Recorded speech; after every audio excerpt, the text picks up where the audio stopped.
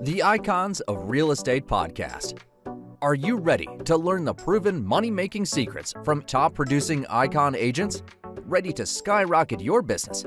This podcast is for you.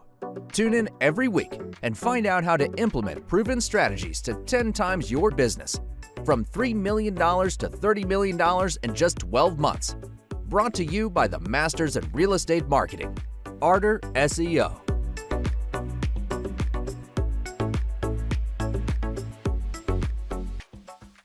Welcome to the Icons of Real Estate. I'm Tim Calloway. We have a very special guest for you today, Justin Colby from the Science of Flipping. Justin is the founder of the Science of Flipping podcast and the Science of Flipping coaching program.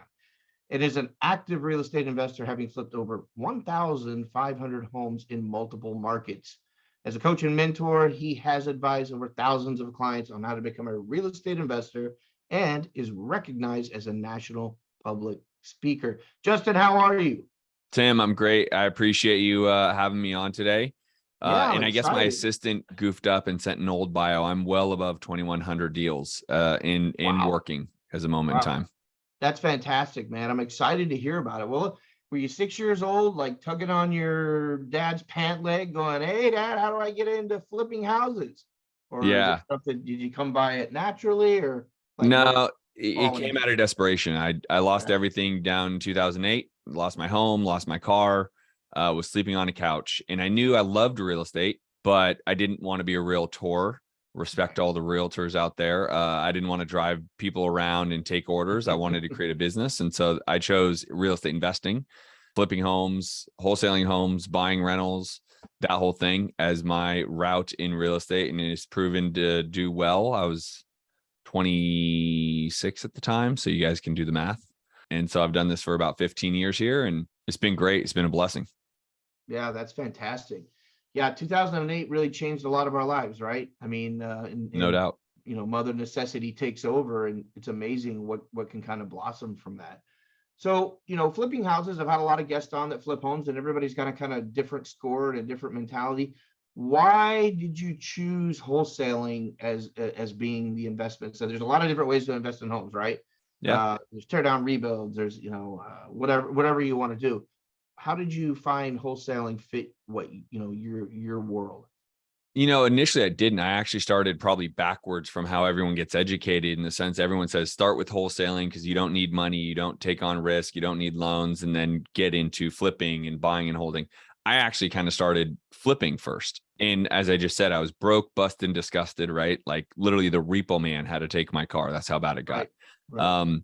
And I say that to say, I actually, at the time, there was transactional funding, and I was able to work with realtors to find properties that just had enough margin that I could go in and transactionally fund and flip these homes. So I'd actually close on it and then resell it moments later to the buyer.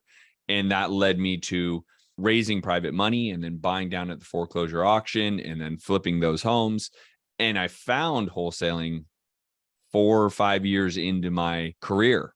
And that obviously became a game changer, because now you can do volume, you can create income while those flips are going on. A lot of times, if you're doing flips at volume of any sort, you get into cash crunch time, right? And so wholesaling was able to float that boat while I was still rehab flipping. So it's just a perfect vehicle for all real estate investors. There shouldn't be a real estate investor that thinks they're too good, too successful to not be wholesaling. I've talked to all of them, and they all say, even if their focus is, let's just say, buying multi-units, they will still from time to time wholesale as a part of their strategy. Right. Yeah. I think wholesaling is especially, I always come from the vantage point, just as when I talk to people of, they've never done this before. Right. It's something they've never, Tim, I really want to get into real estate. I've been what I call a retail, agent for a long time, but I really wanted to get into, investing, but gosh, I'm so scared. And I'm like, wow, how have you been in real estate so long? And this is just the random realtor. How have you been in real estate so long and don't know anything about wholesale? And it kind of shocks me. So why don't we do this? Go through like the initial, let's say I know nothing. And I've decided to hit your training, go to your coaching program, without going into great detail. Well, here's step one, let's do this. But give me the cliff notes of what I can expect the first 2 weeks, and how much culture shock would there be for me? If you were an active agent in this example, I would say there's not much culture shock. And the reason being, it's not culture shock, is mindset, right? You need to continue thinking as a lead generator. So I call this business an opportunity business. And in certain circles, that has a negative connotation with the MLMs and all that kind of stuff. Right. But here, it's all about driving as many opportunities as you can and then exiting and maximizing those opportunities. So as a realtor, you need to go create as many listing or buying opportunities as you can. Well, especially on the listing side, there's a lot of similarity there, because instead of listing, you're actually just trying to contract and flip, right? Right. Same idea. You need as many leads as possible in your pipeline so you can convert those leads. So it really becomes a marketing game. All real estate investing turns into marketing and sales at some level as at the beginning. And then your exit strategy, which could be wholesale, fix and flip, buy and hold, short-term rentals, etc. That is how you want to exit whatever the opportunity is.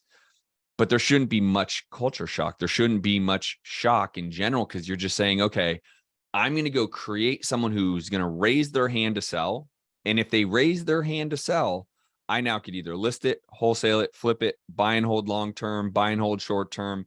I now have opportunities. So really, I try to really help people mentally get over that there's a difference. There's not a difference. In fact, realtors a lot of times have a bigger advantage because they are licensed.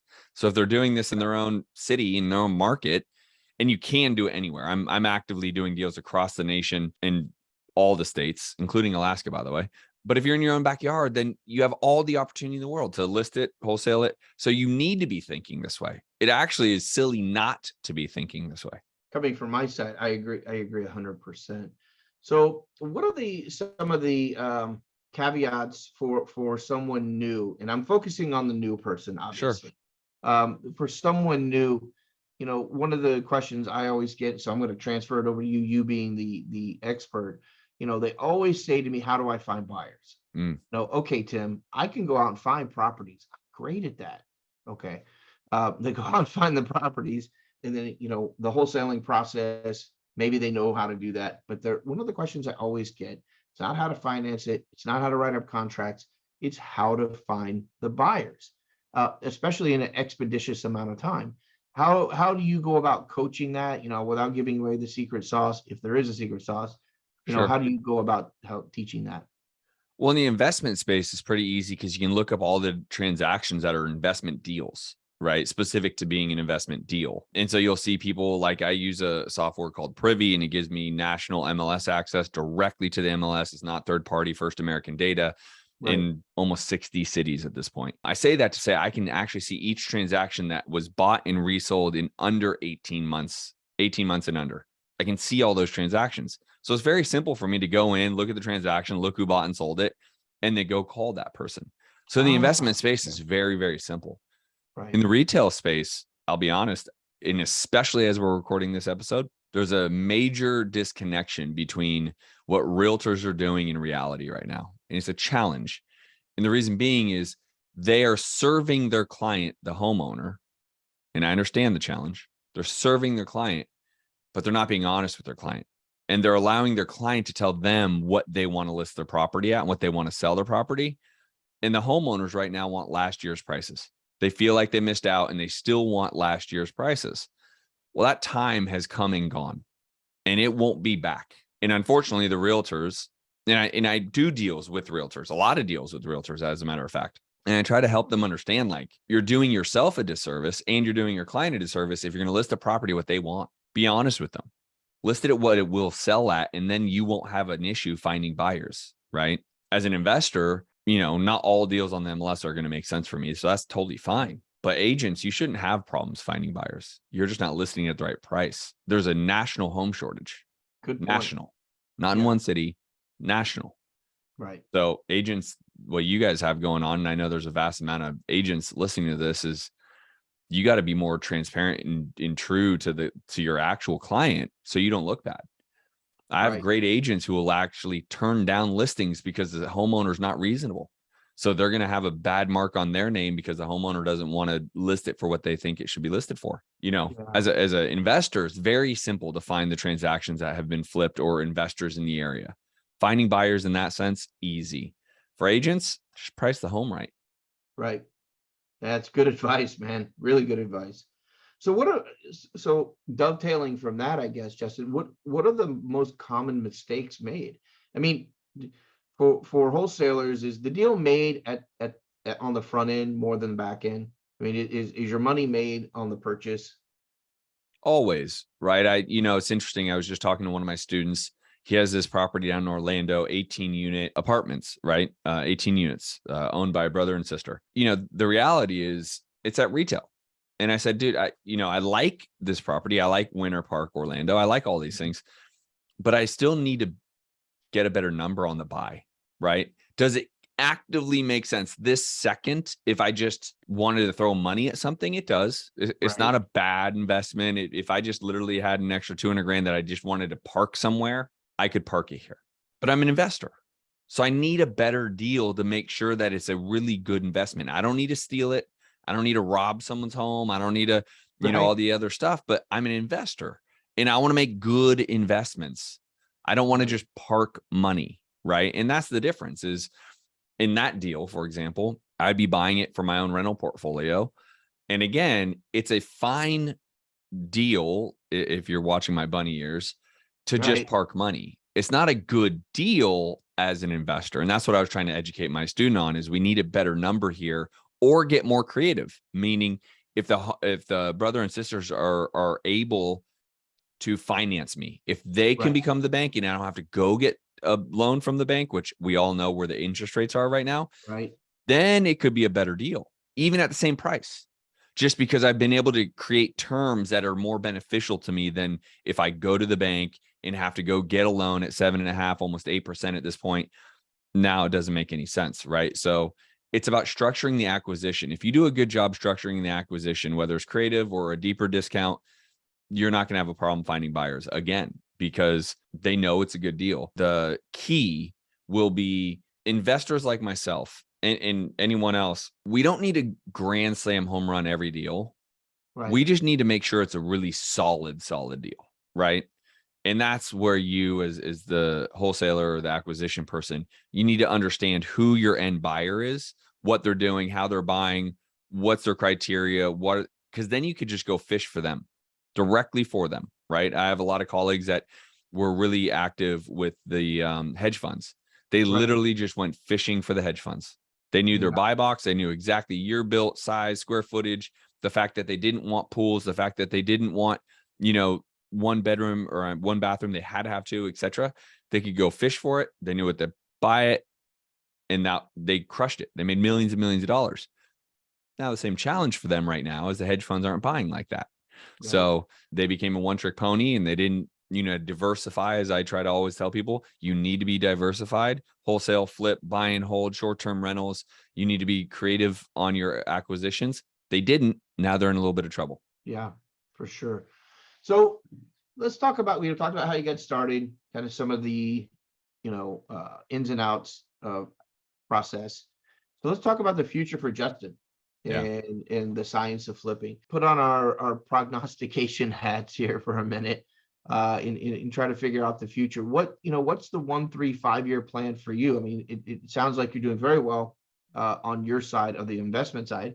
Obviously, the coaching side, I'm excited. I'm actually going to myself try to learn a little bit more about kind of what you do on the coaching side and recommend people for that.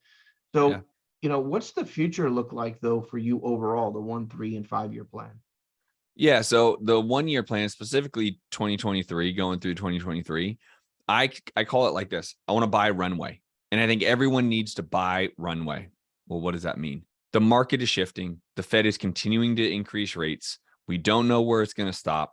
We just need runway to keep going, right? We don't need to knock it out of the park. I don't need the highest revenue year I've ever had. I just need to continue to buy runway so that the buyers, as a wholesaler, so that I can get the buyers to get their feet on solid ground, right? Once we can get some normalization to what is happening, the buyers will be back as heavy as ever, right? It doesn't matter if interest rates are at 6% or higher.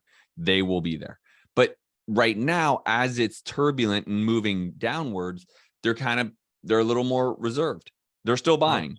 They're just looking for a better deal, as we just talked about, right? So the 1 year plan, I'm going to buy as much runway as possible. I need to just do the amount of deals I possibly can do that keeps me in the green. I don't need the best years of my life. I don't need the best 12 months. Now, am I going to do everything I can to make as much money and do as many? 100%. Yeah, sure.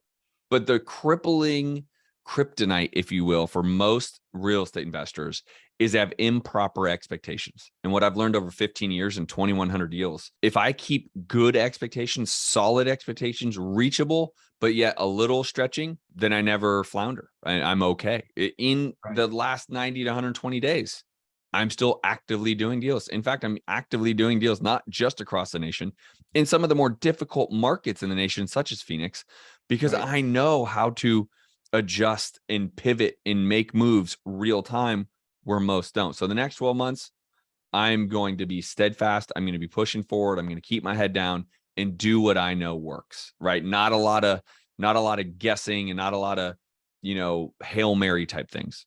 Right. The next 3 years, 3 to 5 is going to be the same. I'm going to buy as many rentals as I possibly can while actively wholesaling, while actively flipping. My goal is to get 2,000 doors, right? Now, is that going to happen in the next 3 to 5 years? Who knows? Maybe, but most likely not.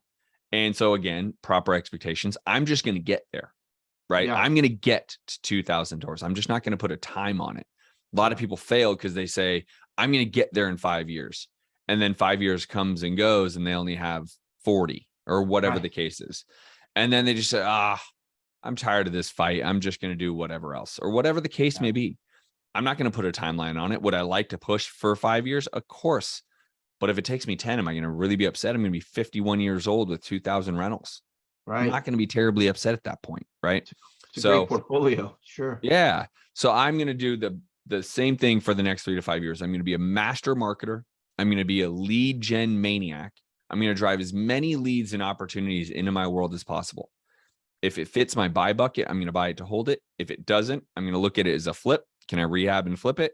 And if those numbers don't work for me specifically, I'm going to wholesale it. Right. And that's it. And again, I want to look up and have 2,000 doors. I've done this 15 years. So I'm an old dog and everyone wants to, I'm going to do several hundred deals this year and I'm going to make I'm going to do the very best I can every single day, week, month, and year. And if that means $2, $3, $4 million, great. Right. In the case of the next 12 months, it might be closer to $1 million, but every day I'm going to wake up to do my best to do as many deals as possible, to generate as many leads as possible. So I'm out of the whole game of like create a 7-figure, like do that. Right. Or, we're doing 100+ deals a year. Great. Do that. But like, I don't care about talking about it. I just want the results. Right. Right.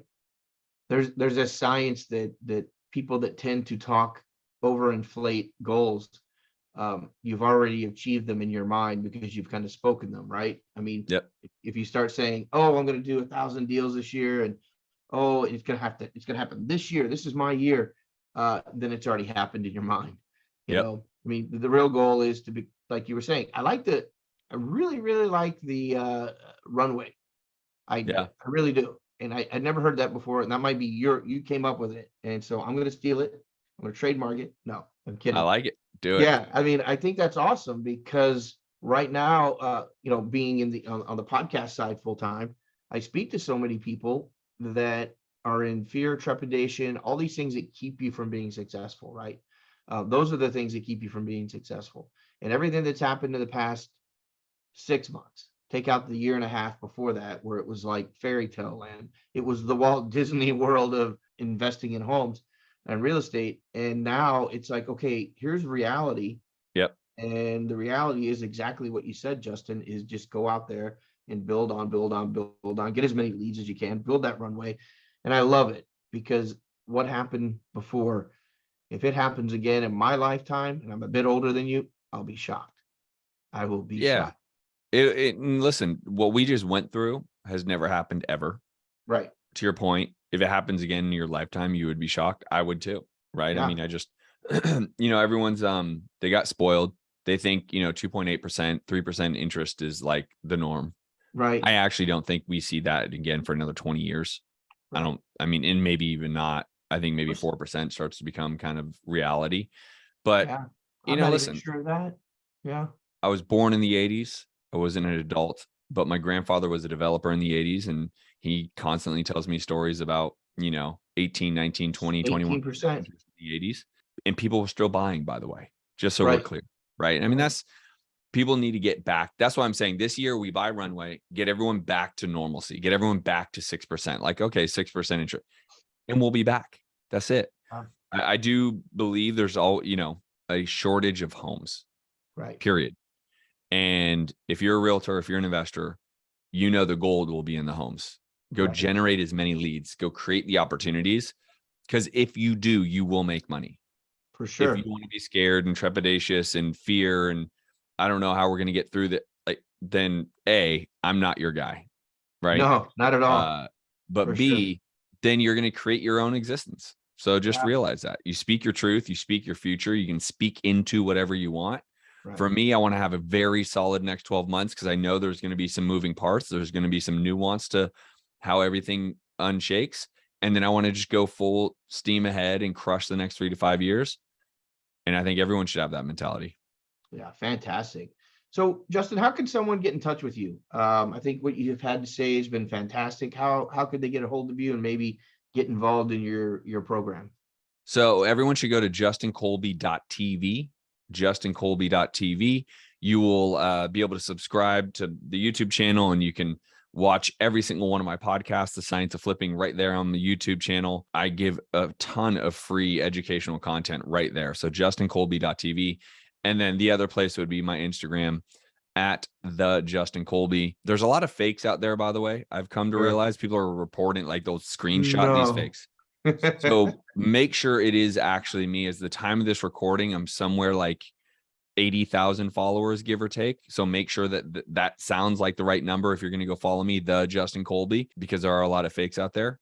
Isn't that And amazing? those are the two best. And make sure you hit me up on Instagram. I think it's funny. People follow me and then never communicate with me. Feel free. It really is me. There's not a bot or anything. Like, I will actually communicate with you. Right. And so reach out to me on Instagram and we can chat. Yeah, that's fantastic. I might be one of those people, Justin. Yeah. You're in Phoenix, correct? I'm in Miami. Oh, you are in Miami. Is that full-time Miami now? Full-time Miami. I live in Pinecrest. Oh, nice. Okay. I for whatever reason, you mentioned Phoenix, and I thought I had read you were in Phoenix, but I apologize. I was in Phoenix for 12. Like I said, you probably got, my assistant gave you an older bio, but yeah, I was in Phoenix for 12 years. That's where I did the vast majority, 1,700 deals in Phoenix. And so you weren't wrong, brother. You had it right. Justin, you're never going to believe what I'm about to tell you. I went through the same thing you did in 2008. My listeners have heard this story, so I'm not going to get into great detail, but I went through the same thing that you did. I mean, just everything kaput, right? And then kind of had to reinvent myself and learn real estate, things like that. And I moved to Arizona, and I lived there for about 11 years. And then I moved here to Florida, but West Palm Beach, not Miami. And my son lives in Miami. He's at the U, actually. But Nice. yeah, and but it's interesting how that parallels, and I'm sitting there listening to you going, geez, where have I heard this story before? Right. That's awesome. Yeah. That's very cool. Awesome. And that's cool that your son's probably having the time of his life at the U. That is for sure. He is. He's actually in the PhD program now. He got his bachelor's there, graduated last May, and got accepted into their PhD kinesiology program. And That's awesome. He's having a blast. He's actually in Arizona right now, visiting his old friends. They do a couple of times a year trip. So this is something I always do, Justin, at the end of my shows. We've heard a lot of what you have to say, and it's awesome. And I hope people follow through, as I know I will. Take us out, take the last minute or two and just tell us what's on your mind, your heart. It could be about real estate. It could be about your program. It could be about your family, anything that you like, but just kind of take us out with a good word and how you're feeling about things right now.